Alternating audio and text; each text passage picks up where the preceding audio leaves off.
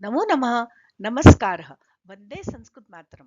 प्रारंभिक रचनानुवाद कौमुदी के अभ्यास 16 भाग 1 अर्थात लेसन 32 के अंतर्गत आज हम पढ़ने जा रहे हैं पितृ के शब्द रूप तथा अधिकरण कारक सप्तमी विभक्ति के कुछ महत्वपूर्ण नियम। तो ये सामने हमारे अभ्यास 16 का प्रथम पृष्ठ है जिसमें 20 नए शब्द आए हैं। तो आइए हम देखते हैं उन शब्दों को। और हमारे शब्दकोश में कुल शब्द संख्या 320 हो गई है। इस अभ्यास में मुख्य रूप से ऋकारांत संज्ञा शब्द हैं पितृ, भ्रातृ और जमातृ। इसके साथ ही धर्म, प्रातः काल, मध्याह्न, सायंकाल, ये इतने पुल्लिंग शब्द हैं और दिनम, वस्त्रम आदि कुछ नपुंसकलिंग शब्द। ख खंड के अंतर्गत दह, ज्वल, गई, आह, वई, अभिलष इत्यादि धातु हैं। दह माने जलाना, ज्वल माने जलना, ये हमें ध्यान में रखना चाहिए। गई गाना, आहवई पुकारना, अभिलष चाहना। कृतः माने किया, गतः गया, आगतः आया, ये कुछ त प्रत्ययांत यहाँ पर शब्द है। इसी तरह ग खंड के अंतर्गत कुछ अव्यय हैं इस पाठ में जिनका प्रयोग करके हमें अनुवाद करना है। प्रातः, सायं, नक्तम। इसका तात्पर्य है कि ये जो प्रातः, सायं और नक्तम ये शब्द अव्यय है तो इनके रूप नहीं चलेंगे, पर क खंड के अंतर्गत जो प्रातः कालः, मध्याह्न या सायंकालः ये शब्द दिए हैं ये संज्ञा शब्द हैं और इनके व्यवस्थित रूप चलेंगे। यहाँ पे सूचना दे रहे हैं पितृ से जमातृ तक के शब्द पितृवत चलेंगे और दह से अभिलष तक की जितनी भी क्रियाएं हैं या जितने भी धातु हैं उनके रूप भवतिवत चलेंगे। पितृ शब्द के पूरे रूप स्मरण करो, देखो शब्द संख्या 5। तो आइए हम सबसे पहले चलते हैं पितृ शब्द पर। तो ये हमारे सामने परिशिष्ट का वो पृष्ठ है जहां पितृ के शब्द रूप ऋकारांत पुल्लिंग शब्द रूप लिखे हुए हैं। पिता पितरौ पितरः, पितरम पितरौ पितरः, पित्रा पितृभ्याम पितृभिः, पित्रे पितृभ्याम पितृभ्यः, पितुः पितृभ्याम पितृभ्यः, पितुः पित्रोः पितॄणां पितरि पित्रोः पितृषु। हे पितः, हे पितरौ, हे पितरः। और ये संक्षिप्त रूपों में देखिए यहाँ लिखा हुआ है आ अरौ अरह, अरम अरौ रीन, और आगे लिखा है शेष कर्तृवत, माने शेष जितने शब्द रूप बनेंगे तृतीया से वो कर्तृवत चलेंगे। माने जैसे हमने पिछले पाठ में कर्तृ शब्द के रूप याद किए थे वैसे ही पितृ शब्द के भी रूप हमें याद करने हैं।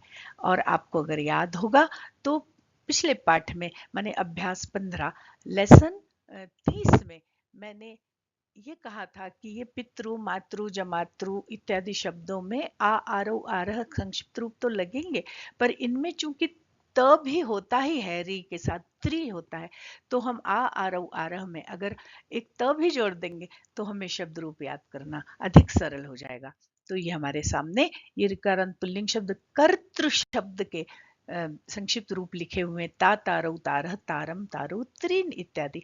अब पितृ शब्द के लिए हमको अधिक प्रयत्न नहीं करना पड़ेगा, बस ये जो ता, तारौ, तारह में ये 2-3 स्थानों पर जो बड़ा आ है या दीर्घ आ की मात्रा है उसके स्थान पर हमको ह्रस्व अ कर देना है। ता, तारौ, तारह, तारम, तारौ, त्रीन की जगह हमको ता, तरौ, तरह, तरम, तरौ, त्रीन, और वही स्थिति संबोधन में भी हो जाएगी हे तह, हे तरौ, हे तरह। तो हमारे पितृ शब्द के, भ्रातृ शब्द के, जमातृ शब्द के रूप बहुत सरलता से बन जाएंगे। तो ये देखिए हमने उस अ को ह्रस्व कर दिया है और आप मेरे साथ बोलिए ता, तरौ, तरह, तरम, तरौ, त्रीन, त्रा, त्रिभ्याम त्रिभिः, त्रे, त्रिभ्याम त्रिभ्यः, तुः, त्रिभ्याम त्रिभ्यः, तुः, त्रोः, त्रीणां, तरि, त्रोः, त्रिषु, हे तः, हे तरौ, हे तरह। और अब पितृ इत्यादि शब्दों का जो एक शब्दांश हमने छोड़ दिया पी, जैसे त्रि के तो ये रूप बन गए पी, तो अब इसमें हम पी जोड़ते जाएंगे तो पिता पितरौ पितरः इत्यादि शब्द रूप बन जाएंगे। देखिए पिता पितरौ पितरः, पितरम पितरौ पितॄन्, पित्रा पितृभ्याम पितृभिः, पित्रे पितृभ्याम पितृभ्यः, पितुः पितृभ्याम पितृभ्यः, पितुः पित्रोः पितॄणाम, पितरि पित्रोः पितृषु, हे पितः हे पितरौ हे पितरः। देखिए ऋकारांत शब्द रूपों पर मैंने एक अलग से विस्तार से वीडियो बनाया हुआ है, जिसको देख करके आप तृच प्रत्यय से अंत होने वाले सभी शब्द रूपों को और मातृ पितृ जमातृ इत्यादि पुल्लिंग और स्त्रीलिंग दोनों शब्द रूपों को बड़ी सरलता से याद कर सकते हैं। तो यहाँ आई बटन पर लगा रही हूँ, आप वहां जाकर उस शब्द रूप वाले वीडियो को अवश्य देखें और उसके साथ बोल कर स्वयं अभ्यास करें, ताकि आपको ये ऋकारांत शब्द रूप अच्छे से याद हो जाए। अब ये भ्राता के रूप है, इसको आप स्क्रीनशॉट ले सकते हैं। भ्राता भ्रातरो भ्रातरः भ्रातरम भ्रातरो भ्रातॄन् भ्रात्रा भ्रातृभ्याम भ्रातृभि भ्रात्रे भ्रातृभ्याम भ्रातृभ्यः भ्रातुः भ्रातृभ्याम भ्रातृभ्यः भ्रातुः भ्रात्रोः भ्रातॄणाम भ्रातरि भ्रात्रोः भ्रातृषु, हे भ्रातः हे भ्रातरौ हे भ्रातरः। और मैंने जैसा आपको बताया कि इन दो स्थानों पर हमको विशेष ध्यान रखना है कि यहाँ पर त्रि में ह्रस्व नहीं दीर्घ री की मात्रा लगेगी। अब यहाँ मातृ शब्द का यद्यपि प्रसंग नहीं है, पर मैं आपको बताना चाह रही हूं कि पितृ ऋकारांत पुल्लिंग शब्द और मातृ ऋकारांत स्त्रीलिंग शब्द में केवल एक स्थान पर थोड़ा सा परिवर्तन हमें करना है, बाकी सारे स्थानों पर पितृ के समान ही रूप चलते हैं और वो स्थान है मातृ ही। पिता पितरौ पितरः पितरम पितरौ पितॄन् बनाते हैं हम, न लगाते हैं और मातृ शब्द में विसर्ग लगाते हैं, बस इतना सा फर्क है, बाकी सारे रूप पितृ के समान ही चलेंगे। अब आगे कह रहे हैं दह आदि के रूप भूतुल्य चलेंगे, दहति ज्वलति गायति आह्वयति अभिलषति इत्यादि। तो आइए हम इनके लट लकार में रूप बनाते हैं। लट लकार में हमें मालूम है कि जो तिंग प्रत्यय लगते हैं वो अपने संक्षिप्त रूप में तीत अंति सीथ थ और मी वह मह इस तरह से होते हैं और ये भ्वादिगण के हैं। तो अब हमको ये धातुएं भी भ्वादिगण में ही चलानी, भवति वत लिखा है, तो हम आइए इनके लट लकार के रूप बनाते हैं। दहति दहतः दहन्ति, दहसि दहथ दहथ, दहामि दहावह दहामः। साथ में बोलते भी चलिए। देखिए दहति का मतलब होता है जलाता है, अग्नि स्वयं जलता भी है और जलाता भी है। तो जब जलाता है ऐसा प्रयोग करना होगा तब हम दह धातु का प्रयोग करेंगे दहति, और जलता है स्वयं ऐसा प्रयोग करना होगा तब ज्वल धातु का प्रयोग करेंगे ज्वल। देखिए अग्नि शब्द हम हिंदी में भले स्त्रीलिंग में प्रयुक्त करते हैं, पर संस्कृत में अग्नि देवता पुल्लिंग शब्द है। तो बोलिए मेरे साथ, ज्वलति ज्वलतः ज्वलन्ति, ज्वलसि ज्वलथः ज्वलथ, ज्वलामि ज्वलावह ज्वलामः। अग्नि धातु है गई, गई के ऐ को आय हो जाता है संधि के नियमों से, और रूप चलते हैं गायति गायतः गायन्ति, गायसि गायथः गायथ, गायामि गायावह गायामः। अगली धातु है आ उपसर्ग युक्त वही धातु, आहवयति माने बुलाता है पुकारता है। आहवयति आहवयतः आहवयन्ति, आहवयसि आहवयथः आहवयथ, आहवयामि आहवयावः आहवयामः। अभी उपसर्ग युक्त लश धातु, अभिलषति माने इच्छा करता है, चाहता है या अभिलाषा करता है, करती है। तो इसके रूप बनेंगे अभिलषति अभिलषतः अभिलषन्ति अभिलषसि अभिलषथः अभिलषथ अभिलषामि अभिलषावः अभिलषामः। अब देखिए आगे नियम 46 देखिए, कह रहे अधिकरण में सप्तमी होती है, अर्थात अधिकरण किसे कहते हैं? क्रिया का जो आधार होता है, आधारोधिकरणम। क्रिया के आधार को अधिकरण कहते हैं और अधिकरण का चिन्ह में और पर दोनों होता है। तो विद्यालय में पढ़ता है ऐसा प्रसंग होगा तो भी हम सप्तमी लगाएंगे, और मेज पर पुस्तक रखी है पर होगा तो भी हम सप्तमी लगाएंगे। यहाँ देखिए में के कुछ उदाहरण हैं। विद्यालये पठति, विद्यालय में पढ़ता है। गृहे वस्त्राणि सन्ति, घर में वस्त्र हैं। नगरे मनुष्याः सन्ति, नगर में मनुष्य हैं। या फिर जैसा मैंने बताया, फलके पुस्तकम अस्ति, मेज पर किताब है। अब कह रहे देखें नियम 40 भी, है ना। हमने पिछले पाठ में, मतलब अभ्यास 14 में ये नियम 40 पढ़ा है कि जब बहुतों में से एक को छांटा जाए, तो वहां षष्ठी विभक्ति का प्रसंग था और वो ये कहा था, वहां ये कहा था कि जब बहुतों में से एक को छांटा जाए तो जिसमें से छांटा जाता है उसमें षष्ठी विभक्ति लगती है। और वहीं ये उल्लेख भी था कि सप्तमी भी लगती है, मतलब षष्ठी और सप्तमी दोनों विभक्तियों का प्रयोग होता है। तो ऐसा प्रयोग करते समय हम सप्तमी का भी प्रयोग कर सकते हैं। अब कहने विषय में, बारे में, अर्थ में तथा समय बोधक शब्दों में सप्तमी विभक्ति होती।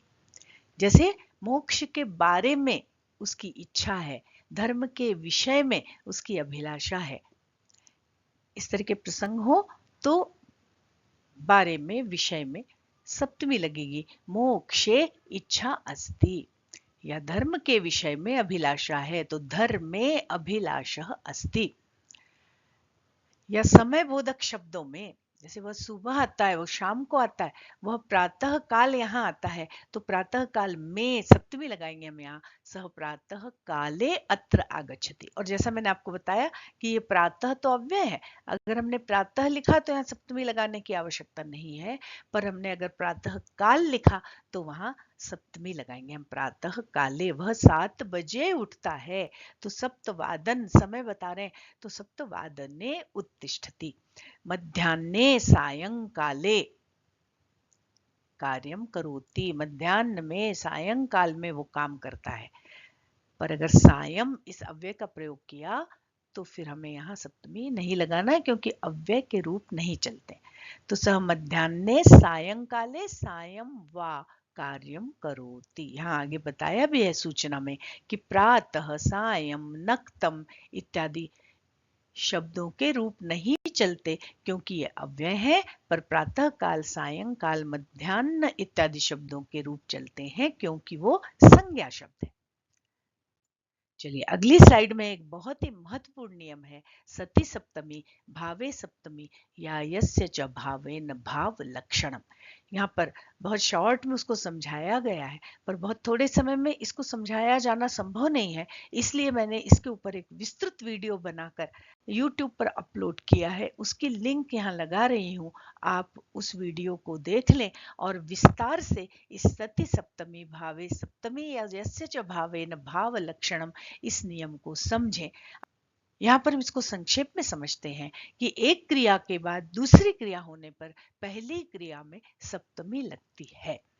अब एक चीज और यहाँ बता रहे हैं कि कर्तृवाच्य में कर्ता और कृदंत में सप्तमी होगी। मतलब कर्तृवाच्य का यदि वाक्य है तो कर्ता में भी सप्तमी होगी, कृदंत में तो सप्तमी होगी ही। अभी कृदंत क्या है, कर्ता क्या है, ये सारी चीजें उस वीडियो में मैंने बहुत डिटेल में समझाई है, आप उसको देख लीजिएगा। तो ये तो एक कर्तृवाच्य की बात हो गई कि राम के वन जाने पर भरत आए।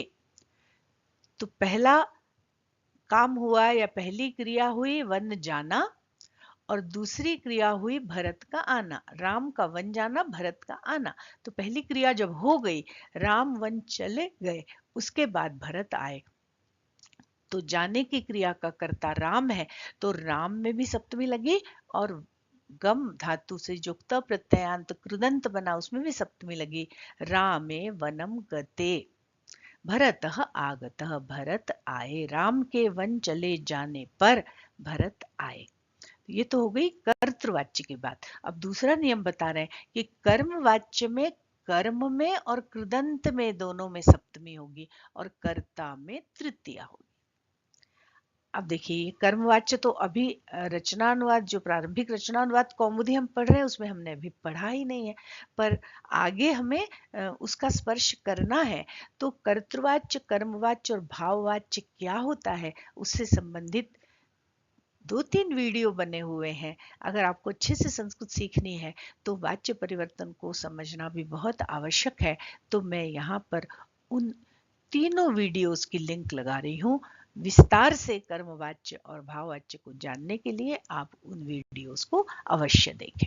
अभी हम इतना समझें केवल कि कर्मवाच्य का जो कर्ता होता है वो हमेशा तृतीया में होता है। तो जब कर्मवाच्य का वाक्य बनेगा तो कर्ता तृतीया में चला जाएगा। मेरे द्वारा काम कर लिए जाने पर, ना, मेरे काम कर लेने पर मतलब मेरे द्वारा काम कर लिए जाने पर गुरु आए। तो यहाँ पर मेरे द्वारा तो कर्ता मैं हूं, काम करने का कर्ता मैं हूं, तो मैं तो चला गया तृतीया में, मया। और कृदंत है कृत, उसमें लग गई सप्तमी, और इसका कर्म है कार्य, मेरे द्वारा क्या करने पर, काम करने पर, तो काम कर्म है। तो कह रहे हैं ना कि कर्म, कर्मवाच्य के कर्म में और कृदंत में सप्तमी होगी, तो वो जो कार्य कर्म है उसमें सप्तमी हो गई। और यहाँ हमारा वाक्य बना मया कार्य कृते गुरु आगत। रामे आगते सीता अपि आगता, राम के आने पर सीता भी आ गई। तो देखिए अभी हम इस पाठ में जो अनुवाद करने वाले हैं वो तो हम केवल त प्रत्यय कृदंत को लेकर और कर्तृवाच्य के ही वाक्य बनाने वाले हैं। पर इसको विस्तार से जानने के लिए आपको 2 वीडियो देखना बहुत आवश्यक है। एक तो सती सप्तमी का वीडियो और दूसरा वाच्य परिवर्तन के वीडियोस। तो चलिए हम आ गए हैं अभ्यास 16 के क्रियात्मक वाले भाग पर। उदाहरण वाले वाक्यों को देखिए। गृहे बालकाः सन्ति, घर में सप्तमी लगी, गृहे, घर में बालक हैं, गृहे बालकाः सन्ति। मम पठने अभिलाषः, मेरी पढ़ने के विषय में अभिलाषा है, पढ़ने के बारे में अभिलाषा। अभी हमने ये नियम पढ़ा। तो पठने, पठन में लगी सप्तमी, पठने अभिलाषः।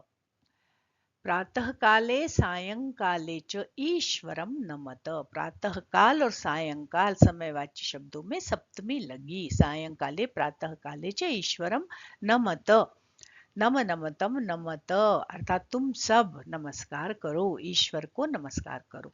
अब देखिए यहाँ पर ये एक नियम मैं पुनः उसकी पुनरावृत्ति करना चाह रही हूँ कि जब नम धातु का प्रयोग होगा, नमति नमतः नमन्ति या नमतु नमताम नमन्तु, तब वहां द्वितीय विभक्ति का प्रयोग होता है।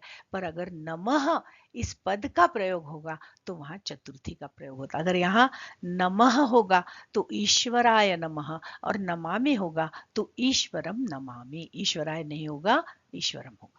धर्मे अभिलाषम कुरु, धर्म के विषय में अभिलाषा करो। अध्ययने कृते, अब ये सती सप्तमी के प्रयोग यहाँ पर हो रहे हैं। देखिए अध्ययने कृते, अध्ययन कर लेने पर, माने एक क्रिया हो जाने पर, भोजनम कुरु, भोजन करो। तो देखिए क्रिया में भी सप्तमी, माने क्रिया के लिए हमने जो कृदंत शब्द बनाया त प्रत्यय लगाकर, क्रू धातु में त प्रत्यय लगा तो कृत बनेगा। तो ये त प्रत्यय भी बड़ा महत्वपूर्ण है यहाँ पर, इसका विवेचन नहीं है। इससे संबंधित वीडियो मेरा अभी बना नहीं है, भविष्य में कभी अगर वो वीडियो बना तो मैं यहाँ आई बटन पर अवश्य लगा दूंगी। अध्ययने कृते भोजनम कुरु, अध्ययन किए जाने पर भोजन करो। अग्नि गृहम दहति, अग्नि घर को जलाती है। देखिए दह, ज्वल, गई, आह, वयति इत्यादि जो क्रियाएं हमको सिखाई हैं उनका यहाँ प्रयोग है। अग्नि घर को जलाता है, और अग्नि गृहे ज्वलति, अग्नि घर में जलता है। शांति गानम गायति, शांति गान गाती है, गाना गाती है। पिता पुत्रम आह्वयति, पिता पुत्र को आह्वयति मने बुलाता है। शिष्य विद्याम अभिलषति, शिष्य विद्या को चाहता है। और नक्तम माने रात में अधिकम न पठ, रात में अधिक मत पढ़ो। अब ये आपके सामने है अभ्यास 16 का मुख्य क्रियात्मक भाग। ये अनुवाद आपको अपनी कॉपी में करने। यहाँ पर देखिए क, ख और ग खंड के अंतर्गत कुल 25 हिंदी में दिए हुए वाक्य हैं। इनको आपको संस्कृत में अनुदित करना है। इनका आपको संस्कृत में अनुवाद करना है।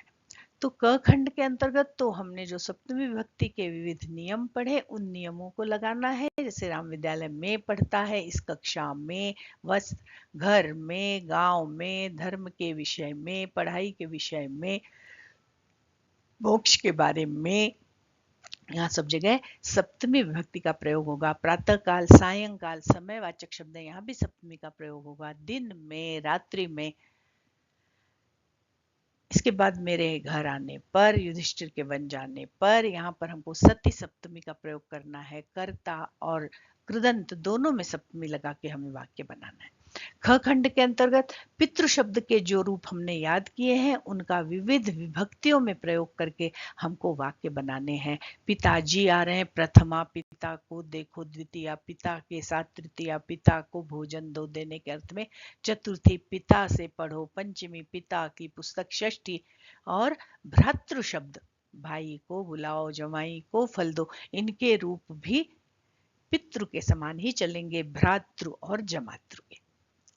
अगला ग खंड है, उसके अंतर्गत अभी हमने जो 5 धातुएं पढ़ी, उन धातुओं का प्रयोग करके हमको वाक्य रचना करनी है। जलाती है, जल रही है, गा रही है, बुलाता है और चाहता है। यदि चैनल को सब्सक्राइब नहीं किया है तो सब्सक्राइब कीजिए, वीडियो पसंद आ रहा है तो लाइक कीजिए, मित्रों के साथ शेयर कीजिए और अपने बहुमूल्य कमेंट्स अवश्य दीजिए। तो अभी हमारे सामने है वाक्य शुद्धिकरण, माने अशुद्ध वाक्यों को शुद्ध करके आपको यहाँ समझाया गया। पठनस्य अभिलाषम कुरु। हमने अभी पढ़ा कि बारे में, विषय में ऐसे जहाँ प्रयोग होंगे वहां पर सप्तमी लगेगी। तो यहाँ पठन से षष्ठी लगी, ये गलत है। पढ़ने के बारे में इच्छा रखो, चाहो, तो पठने अभिलाषम कुरु, ये हमारा सही उत्तर होगा। मम गृहे आगते, यहाँ पर देखिए कर्तृवाच्य का वाक्य है, तो कर्म में सप्तमी नहीं लगेगी, कर्ता में सप्तमी लगेगी। म, ये गलत है। यहाँ पर हो जाएगा सप्तमी मई, और कर्म जो है वो द्वितीया में ही रहेगा, गृहे नहीं होगा, गृहम होगा। मई गृहम आगते। पुनः कह रही हूँ कि वाच्य परिवर्तन से संबंधित वीडियोस को अवश्य देखिए। पितु सह पुत्र आगतः, सह के योग में हमेशा तृतीया विभक्ति लगती है। नियम हम प्रारंभ की कक्षाओं से पढ़ रहे हैं, तो यहाँ पितु षष्ठी लगी है, ये नहीं लगेगी और हमारा सही वाक्य बनेगा पित्रा सह पुत्र आगतः। अब कह रहे हैं चौथा प्रश्न देखिए, चौथा अभ्यास कि दो ग को लोट लंग और विधिलिंग में बदलो। माने दो ग के अंतर्गत जो 5 धातुओं के हमने लट लकार में वाक्य बनाए हैं, उन वाक्यों को लोट में भी लिखना है, लंग में भी लिखना है और विधिलिंग में भी उनको बदल के लिखना है। पितृ और भ्रातृ के पूरे रूप लिखो। तो ये वाला प्रश्न हम पूर्व में ही कर चुके हैं, है ना। हमने पितृ और भ्रातृ वहां पर, मातृ के भी हमने रूप वहां पर लिखे हैं, तो आप बैक में जाकर उसका स्क्रीनशॉट ले सकते हैं। अब कह रहे हैं इनके लट लोट लंग और विधिलिंग के पूरे रूप लिखो। दह, ज्वल, गई, आहवई और अभिलष। तो अब वीडियो का आकार बहुत बड़ा हो गया है, सारी धातुओं के तीनों लकार में रूप लिखना यहाँ संभव नहीं। मैं यहाँ पर केवल दह धातु के आपको तीनों लकारों में रूप बता रही हूँ, बाकी की धातुएं आप स्वयं लिखिए, फिर आंसर की वाले वीडियो में सारी धातुओं के रूप हम जानेंगे। तो ये दह धातु लंग लकार, अदहत, अदहताम, अदहन, अदह, अदहतम, अदहत, अदहम, अदहाव, अदहाम। तो ये लंग लकार के रूप बन गए हैं। अब आगे इसके बाकी के 2 लकार लोट और विधिलिंग हमें बनाने हैं। तो ये लोट लकार के रूप है और मैंने लोट लकार का एक वीडियो बनाया हुआ है, यहाँ आई बटन पर लगाऊंगी या डिस्क्रिप्शन बॉक्स में और एंड स्क्रीन पर दूंगी, कि आपने अगर लंग लकार याद कर लिया तो लंग लकार में केवल एक दो परिवर्तन करके आप लोट लकार के रूप भी बना सकते हैं और विधिलिंग लकार के भी रूप बना सकते हैं। तो ये आई बटन पर लोट लकार है और विधिलिंग वाले के साथ में विधिलिंग लकार का वीडियो भी लगा रही हूँ। तो देखिए, दहतु दहताम दहंतु, दह दहतम दहत, दहानि दहाव दहाम। और ये विधिलिंग लकार, इसका वीडियो भी आई बटन पर लगा रही हूँ।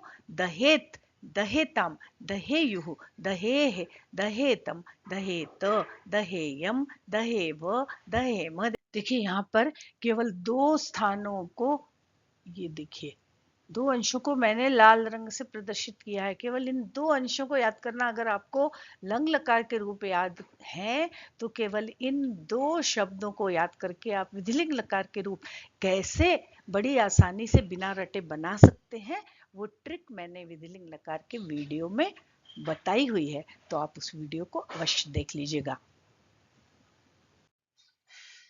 अब देखिए, अगला प्रश्न है वाक्य बनाओ। यहाँ पर कुछ शब्द दिए हुए, प्रातः काले, सायंकाले, नक्तम, अदहत, अज्वलत, अगायत, आहवयत, अभ्यलषत। ये सारे लंग लकार के रूप हैं। और कृते, गते और आगते ये तो प्रत्यांत कृदंत शब्द है। इनका प्रयोग करके आपको संस्कृत में वाक्य बनाने हैं। तो आज के लिए बस इतना ही। बहुत शीघ्र मिलते हैं इसकी आंसर की के साथ या इसी तरह की किसी एक नूतन अवधारणा के साथ। तब तक के लिए नमस्कार। जयतु संस्कृतम, जयतु भारतम, पुनर्मिलामः।